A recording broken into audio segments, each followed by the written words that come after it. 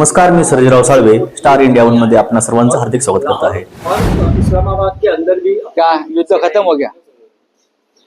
Cease fire हो गया? युद्ध खत्म हो गया? ये युद्ध है, जंग है। जंग में तो ये चलता है, यहाँ से वहां से, फिर दूसरा एक युद्ध चल रहा है मीडिया का।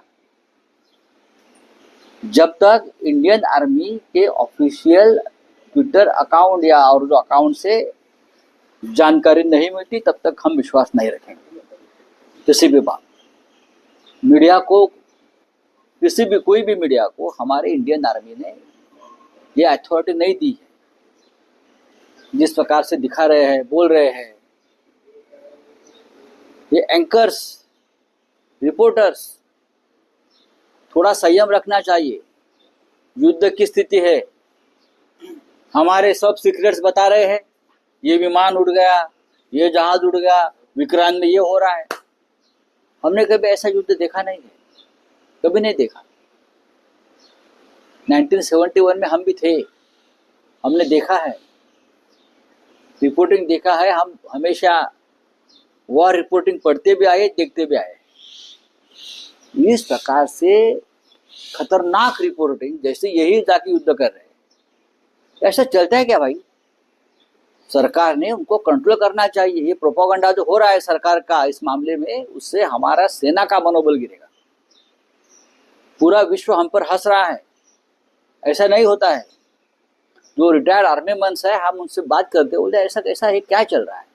और हमारे आर्मी वाले रिटायर भी जाकर टीवी पर बोल रहे हैं, एक्सपर्ट कमेंट्री क्रिकेट जैसी चल रही है। थोड़ा सा नेवी है, आर्मी है, एयरफोर्स है, उनकी प्रतिष्ठा रखनी चाहिए। युद्ध, जंग वो लोग कर रहे हैं, हम नहीं कर रहे। हमको उनको सिर्फ सपोर्ट करना है, वो हम नहीं कर रहे। हम और ही कुछ कर रहे हैं, हम युद्ध का उत्सव मना रहे हैं। भाई थोड़ा ठहरिए, युद्ध युद्ध जैसा लड़ने दो। अब हमने कुछ बताया कि कराची पर बॉम्ब हमला किया है, अब पाकिस्तान ने वहां का वीडियो सामने लाया है। किया भी होगा तो हमारी आर्मी बताएंगी कि हमने ये किया है। हमारे डिफेंस मिनिस्टर बताएंगे, हमारे डिफेंस सेक्रेटरी बताएंगे, डिफेंस के प्रवक्ता बताएंगे, मीडिया नहीं बताएंगी। नहीं, जिस तरह से प्रेस नोट आ रहे हैं पीआईबी से और मैं भी जानकारी मैं प्रेस नोट पर विश्वास रखता हूँ, ऑफिशियल प्रेस नोट पर। बाकी तो कहा है हाँ, कि ड्रोन हाँ हुआ है तो हम भी देख रहे थे। लेकिन जिस तरह से माहौल बना रहे हैं युद्ध का, अलग से लोगों में डर है ना, लोग डरते। आप जम्मू कश्मीर, जैसलमेर, जोधपुर या कच्छ, वहाँ के लोगों की हालत देखिए, वो किस माहौल में जी रहे हैं। मुंबई, दिल्ली, हाँ कलकत्ता, उनको कोई डर नहीं है ना, इसलिए हम लोग ये कर रहे हैं। आप पुंछ और राजौरी में जाकर देखिए, 15 लोग मर गए, बच्चे मर गए। जम्मू में पूरा ब्लैकआउट था, उनके ऊपर ड्रोन गिरने वाले थे, नाकाम कर दिए। जोधपुर में, जैसलमेर में या कच्छ में, वहां के नागरिकों को खतरा है। वो जिस प्रकार से युद्ध से सामना कर रहे हैं, उनके तरफ देखो, फिर यहाँ उत्सव मनाओ। देश की बड़ी आबादी युद्ध की छाया में है और हम लोग यहाँ बैठकर उत्सव मना रहे हैं। ठीक है राव साहब, कल जो सर्वदलीय बैठक हुई, आप भी अपनी पार्टी की तरफ से वहां मौजूद थे। आपने जिस तरह से मिलिट्री का सपोर्ट किया है, सरकार को भी समर्थन किया है इस पूरे युद्ध के माहौल में, तो देखिए, युद्ध के माहौल में सरकार को समर्थन करना ही चाहिए। भारतीय सेना को पूरी तरह से समर्थन देना चाहिए, क्योंकि जंग के मैदान पर हम नहीं है, या सरकार, प्रधानमंत्री नहीं है, हमारी सेना है, हमारी नेवी है, एयरफोर्स है, आर्मी है, तो उनको तो समर्थन देना ही चाहिए। लोग शहीद हो रहे हैं, दिनेश यादव शहीद हो गया, तो उनके लिए तो पूरा देश समर्थन में खड़ा रहना चाहिए। यह हमारी जिम्मेदारी है, यही हमारा राष्ट्रीय कर्तव्य है।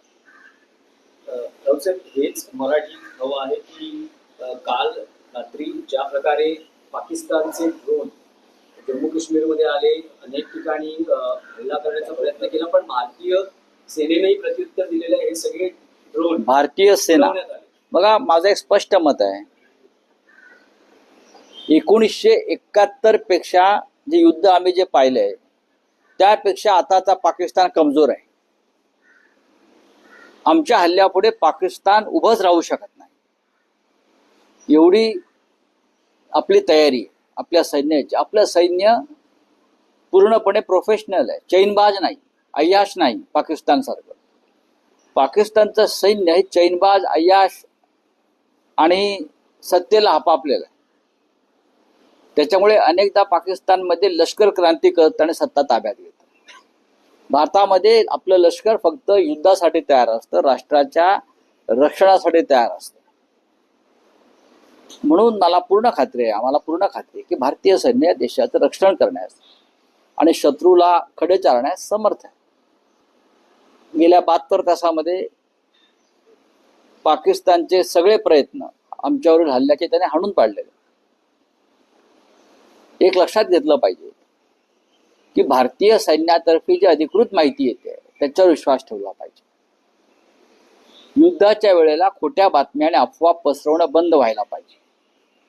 त्याच्यामुळे सैन्याचं मनोबल खाली जाईल असं कृत्य आपल्याकडून होऊ नये. आमचं सैन्य हे लाहोर, कराची, इस्लामाबादला धडक मारायला समर्थ आहे. त्या तयारीत ते नक्की असणार. पण आम्ही आत्ताच आमच्या सैन्याची सिक्रेट्स मीडियाच्या माध्यमातून जाहीर करणं, आमचे विमानं उडतायत, आमचे विमान आत्ता तयार आहेत, अमुक अमुक विमान INS विक्रांत करून आता उडायला, ही माहिती आम्ही शत्रूला का देतोय वार्तांकन करताना? हे टाळायला पाहिजे. हा संयम युद्धाच्या वेळेला जनतेनं आणि मीडियानं पाळावा अशी आमची अपेक्षा सगळ्यांचीच आहे. आणि काल आम्ही सर्वपक्षीय बैठकीमध्ये हा महत्वाचा मुद्दा चर्चेला आला. फेक न्यूज, अफवा आणि प्रोपगंडा या 3 गोष्टींवरती सरकारनं बंधन आणावीत हे आम्ही सगळ्यांनी काल संरक्षण मंत्री आणि गृहमंत्री यांना ठासून सांगितलं. हा प्रोपगंडा करण्याचा विषय नाही, हा राजकीय प्रचाराचा विषय नाही. सैन्यामध्ये राजकारण आणू नका कारवाईमध्ये, हे आम्ही सगळ्यांनी सांगितलं. आणि ज्या फेक न्यूज पसरवल्या जातात मीडियाच्या माध्यमातून त्याच्यावर तात्काळ बंधन आली पाहिजे, त्याच्यावरती बॅन आला पाहिजे. पाकिस्तानचे लष्कर प्रमुख मुनीर यांना हटवण्यात येत असल्याची माहिती आहे. त्यांच्या महत्वाकांक्षेमुळे हे सगळं झालं. नाही बघा, मी आधी सांगतो की पाकिस्तानचं लष्कर हे कधीच प्रोफेशनल नव्हतं. त्यांना योग्य ट्रेनिंग नाही, त्यांच्यामध्ये लढण्याची क्षमता नाही, त्यांना राजकारणामध्ये सगळ्यात जास्त रस असतो. ते भ्रष्टाचारी आहेत, ते व्यभिचारी आहेत. ज्या देशाचं सैन्य तुरुंगामध्ये देशाच्या माजी पंतप्रधानावरती बलात्कार करतं, इम्रान खान, मी माजी पंतप्रधान, त्याच्यावर ज्या सैन्याचे अधिकारी बलात्कार करतात त्या सैन्याकडून तुम्ही काय अपेक्षा करताय?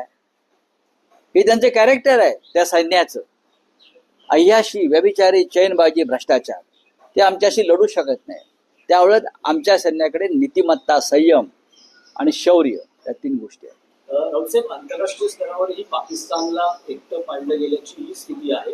अनेक राष्ट्र ही भारताच्या बाजूने, चीन वगळता आज पाकिस्तान बरोबर तसं कोणी दिसत नाही. ही चांगली गोष्ट आहे. आणि चीन सुद्धा भारताबरोबर, भारताच्या विरोधामध्ये ठामपणे उभं राहील असं चित्र मला या क्षणी दिसत नाही आम्हाला. कारण चीननं जी युद्ध सामग्री पाकिस्तानला पुरवली, विमानं, ती आपण पाडली ना. F-16 किंवा 17 विमानं ती चीननं दिली पाकिस्तानला. ती पाकिस्तानात वरून उडण्याच्या आधीच आम्ही पाडलेली आहे. चीनची आम्हाला आता भीती वाटत नाही. या युद्धामुळे चीनचं सुद्धा मनोबल खाली जाईल. ओके.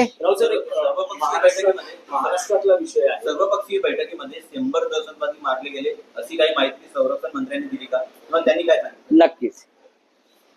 संरक्षण मंत्री राजनाथ सिंग यांनी सांगितले की जो पहिला हल्ला झाला त्याच्यामध्ये 100च्या वर दहशतवादी मारले गेले. अजून खरं असेसमेंट यायचं आहे, कदाचित हा आकडा जास्त असेल असं त्यांचं म्हणणं आहे आणि त्याच्यावरती विश्वास ठेवायला पाहिजे, कारण आपण ते प्रत्यक्ष पाहिलेलं आहे. 100च्या वर अतिरेकी मारले गेल्याची माहिती देशाच्या संरक्षण मंत्र्यांनी दिलेली आहे. आणि जर राजनाथ सिंग सांगतात तेव्हा त्याच्यावरती विश्वास ठेवला पाहिजे. दुसरं कोणी सांगितलं असतं तर आम्ही विश्वास ठेवला नसता.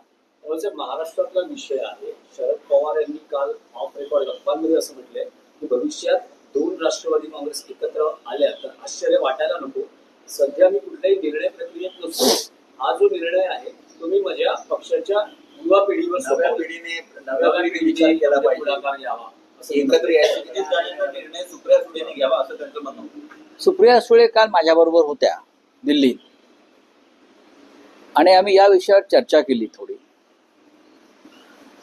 त्यांच्या बोलण्यातून मला असं काही जाणवलं नाही की ते अशा प्रकारचा काही निर्णय घेण्याच्या मनस्थितीमध्ये आहेत. दुसरं असं की माननीय पवार साहेब ऑफ द रेकॉर्ड बोललेले आहेत ना. ते जेव्हा ऑन द रेकॉर्ड बोलतील तेव्हा आम्ही ऑन द रेकॉर्ड बोलू.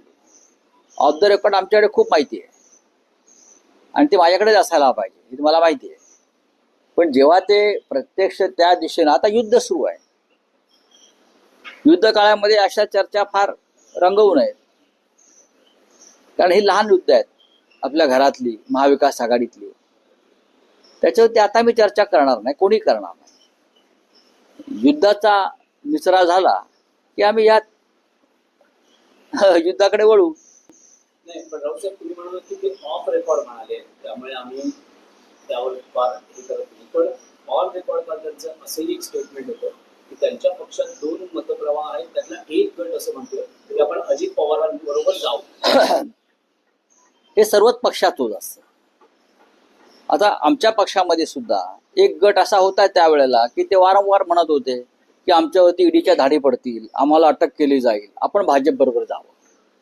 हा एक गट होताच ना की आमच्या कुटुंबाला त्रास होतोय, आम्हाला तुरुंगात जावं लागेल, आमच्या प्रॉपर्ट्या जप्त होतील, आमची संपत्ती जप्त होईल, हे वय काय आमच्या तुरुंगात जायचं नाही, तेव्हा आपण भाजप बरोबर हात मिळवणी करावी. असा एक गट आमच्याकडे होता आणि तो गेला. तो थांबला का? तो गेला. असे गट ज्यांना सत्तेच्या गुळाला चिटकून राहायचं असतं, असे गट हे प्रत्येक पक्षामध्ये असतात. त्याच्यावरती काही फार चिंता करण्याचं कारण नाही. पण ती पोकळी भरून निघते.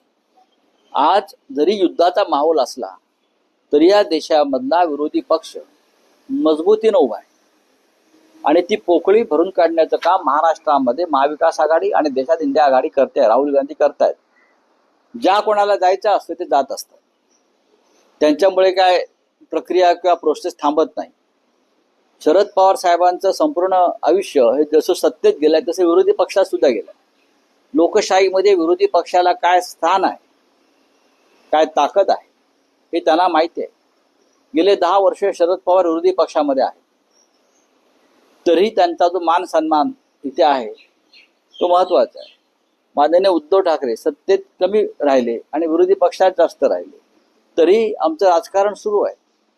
मंत्रिपदासाठी किंवा कारखाने आणि दुकानं आमची वाचवण्यासाठी आम्हाला राजकारण किंवा सत्ता नको आहे. रावसाहेब, मध्यंतरी राज ठाकरेंनी उद्धव ठाकरेंपुढे युतीचा प्रस्ताव मांडला, ज्याला उद्धव ठाकरेंनी सकारात्मक प्रतिसाद दिला. पण आता असं दिसतं आहे की 2 दिवसांपूर्वी राज ठाकरेंनी मुख्यमंत्री देवेंद्र फडणवीस यांची त्यांच्या शासकीय निवासस्थानी भेट घेतली.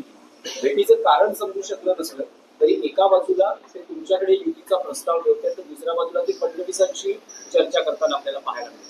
नाही, आमची भूमिका स्पष्ट आहे. आम्ही सकारात्मक आहोत, सकारात्मक असायला हवं. मग माननीय उद्धव ठाकरे असतील किंवा आम्ही सगळे त्यांचे सहकारी असू. प्रश्न इतकाच आहे की लोकभावना अशी आहे, एकत्र येत असताना आम्ही किंवा तुम्ही यांनी महाराष्ट्राच्या शत्रूशी संबंध ठेवू नये, छुपी हात मिळवणी करू नये आणि मराठी माणसाच्या पाठीत खंजीर खुपसणाऱ्यांना मदत करू नये, सहकार्य करू नये, ही आमची एक भूमिका आहे आणि एक लोकभावना. ह्याच्यावरती आता भविष्यात चर्चा होईल, पाहू. पण राज ठाकरेंनी देवेंद्र फडणवीसांशी आपला असलेला स्नेह किंवा जी काही राजकीय चर्चा असावी ती सुरू ठेवली. नाही, ते का बघा, राज्याचे मुख्यमंत्री आहेत ते आम्ही तर भेटत नाही त्यांना. अरे तसे आदित्य ठाकरेही भेटतात, ते विरोधी पक्षाचे नेते आहेत, सभागृहात एकमेकांना भेटतात. त्याचा अर्थ तसा काढता येणार नाही की आमचे लोक मुख्यमंत्र्यांना भेटले व का भेटले कशा. पण उद्धव ठाकरे भेटले का? एकदा भेटले, शुभेच्छा दिल्या. याच्या पलीकडे मला त्यांची भेट कुठली झाली असं वाटत नाही. थँक्यू.